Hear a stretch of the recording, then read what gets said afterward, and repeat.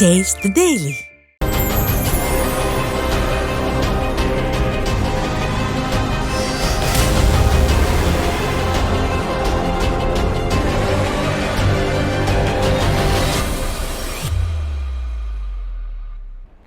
தலையை பிய்த்துக் கொள்ளும் முதலமைச்சர் ஸ்டாலின், முரண்டு பிடிக்கும் கூட்டணி கட்சிகள், பட்டாபிஷேகத்திற்கு காத்திருக்கும் உதயநிதி, பதட்டத்தில் இருக்கும் முதலமைச்சர் ஸ்டாலின்.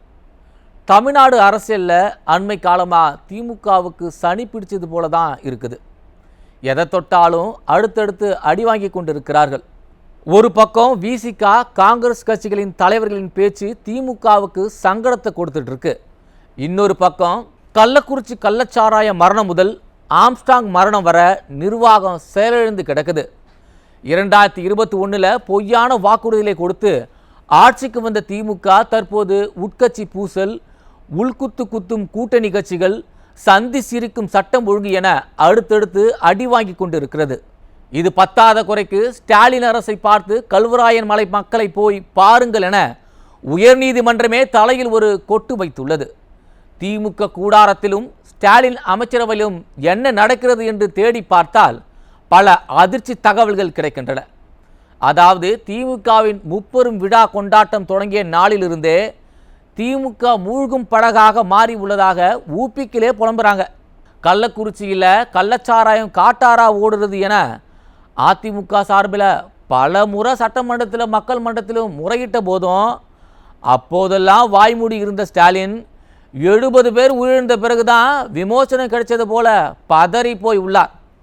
இந்த விவகாரத்தில் சென்னை உயர்நீதிமன்றமே தலையிட்டு என்னதாங்க கல்வராயன் மலையில் நடக்குது, போய் ஆய்வு செய்யுங்க என தலை மேலே வலுவாக ஒரு கொட்டு கொட்டியிருக்கு.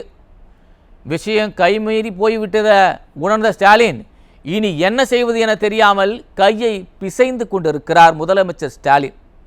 இது ஒரு பக்கம் என்றால் விசிக காங்கிரஸ் கட்சிகளின் மூத்த தலைவர்களும் கூட திமுக கூட்டணியை உடைக்கும் முயற்சியில் இருக்கிறாங்க. எதற்கெடுத்தாலும் திமுக போடும் சொற்ப இடங்களை வாங்கி கொண்டு அமைதியாக இருக்க முடியாது, நமக்கென்று ஒரு தனி அடையாளம் வேண்டும் என காங்கிரஸ் கட்சியின் மாநில தலைவர் செல்வ பெருந்தகை கடந்த மாதம் ஒரு சர்ச்சையை கிள்ளி போட, அதன் சூடு அடங்குவதற்குள் காங்கிரஸ் எம்பி கார்த்திக் சிதம்பரமும் தனது பங்கிற்கு உள்ளாட்சியிலும் பிரதிநிதித்துவம், அமைச்சரவையிலும் இடம் என எரியும் நெருப்பில் எண்ணெயை ஊற்றிருக்காரு. பதறிப்போன ஸ்டாலின் தங்கையையும் திமுக மூத்த தலைவர் ஒருவரையும் டெல்லிக்கு அனுப்பி சோனியா, ராகுல் காந்தியிடம் அழுது தீர்த்திருக்காங்க.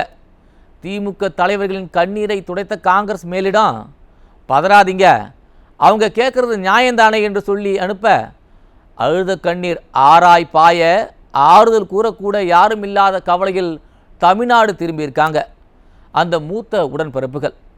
இந்த விஷயத்தில் என்னதான் நடக்குது என்று தேடி பார்த்தால் காங்கிரஸ் திமுக கூட்டணி எப்போது வேண்டுமானாலும் உடைந்து விடும் கண்டிஷனில் இருப்பதாக டெல்லி வட்டாரத்தில் கிசுகிசுக்கிறாங்க. இது போதாத குறைக்கு ஆம்ஸ்டாங் விவகாரத்தில் திருமாவளவனும் முக்கிய குற்றவாளிகளை தப்பிக்க வைக்க நாடகம் நடக்கிறது என்று ஏகத்துக்கு பேசி கொண்டிருக்கிறார். என்ன கொடுமை சரவணா இதெல்லாம் என புலம்பிய ஸ்டாலின், உட்கட்சியின் கூட்டணிக்குள்ளே இருந்து கொண்டு திருமாவும் செல்வ பெருந்தகையும் கார்த்திக் சிதம்பரமும் இப்படி குடைச்சல் கொடுத்து கொண்டிருக்கிறார்களே என்று புலம்பி தீர்த்திருக்கிறார். ஏன் திமுக கூட்டணியில் இவ்வளவு குழப்பம் என்று தேடினா ஒரு சுவாரஸ்யமான ஜோசியம் தமிழ்நாட்டில் உலா வருது. அதாவது முதலமைச்சர் ஸ்டாலின் அமெரிக்கா போகிறதுக்குள்ள வாரிசு அமைச்சருக்கு பட்டாபிஷேகம் சூட்டிவிட ஆசைப்பட்டாராம். இலவகாத்து கிளி போல இருந்த வாரிசு அமைச்சர் எப்போதெல்லாம் துணை முதலமைச்சர் என்ற பேச்சை எடுக்கிறாரோ அப்போதெல்லாம் தமிழ்நாட்டில் ஒரு பெரிய பேரிழப்பு, இல்லை ஒரு பெரிய கொடுமையான விஷயம் நடந்து திமுகவுக்கு அவப்பெயரை உண்டாக்கி கொண்டு இருப்பதாக உடன்பிறப்புகளே புலம்புறாங்க. வாரிசு அமைச்சர் துணை முதல்வர் என்று பேச்சை கசிய விட்ட போதுதான் சென்னையும் தூத்துக்குடியும் வெள்ளத்தில் தத்தளித்தது. அதை ஆற போட்டுவிட்டு அடுத்து மீண்டும் துணை முதலமைச்சர் பேச்சை எடுக்கும்போது தான் கள்ளக்குறிச்சியில் கள்ளச்சாராயம் கொடுத்து 70 பேர் பலியானாங்க. இது என்ன கொடுமை என்று அந்த பணிகளை கவனிக்க போய் கொஞ்ச நாள் கழித்து வாரிசு அமைச்சருக்கு துணை முதலமைச்சர் பட்டாபிஷேக தேதி குறிக்கப்பட்டவுடன் ஆம்ஸ்டாங் படுகொலை நடந்துச்சு. அதனால் வாரிசு அமைச்சரை கொஞ்ச நாள் ஆஃப் பண்ணுங்கப்பா, அவர் துணை முதலமைச்சர் பேச்சை எடுத்தாலே விபரீதம் வந்து போகிறது என மூத்த உடன்பிறப்புகளே புலம்புறாங்க. அந்த பின்னணியில் தான் தேனாம்பேட்டையில் உள்ள திமுக குட்டி மடாலயத்தில் பேசிய வாரிசு அமைச்சர் துணை முதலமைச்சர் பதவியும் வேண்டாம், பொங்க சோறும் வேண்டாம் என புலம்பியுள்ளார். துணை முதலமைச்சர் பேச்சு பேசுபொருளான உடனேயே காங்கிரஸ் எம்பி கார்த்தி சிதம்பரம் ஒரு நெருப்பை கொளுத்தி போட்டுள்ளார். நான் தான் சொன்னல, அவர் நிறுத்துங்கப்பா என்று கூறி தற்காலிகமாக வாரிசு அமைச்சரின் பட்டாபிஷேகத்தை தள்ளி போட்டுள்ளார்கள் உடன்பிறப்புகள். ஆக மொத்தத்தில் ஒரு பக்கம் கூட்டணி கட்சிகளும் மற்றொரு பக்கம் நீதிமன்றமும் திமுக கூடாரத்தை இடித்து கொண்டிருக்கிறது. இதற்கிடையில் சிக்கிக்கொண்ட திமுக கூடாரம் போதுண்டா சாமி இந்த அரசியல் என புலம்பிக் கொண்டிருக்கிறார்கள் உடன்பிறப்புகள்.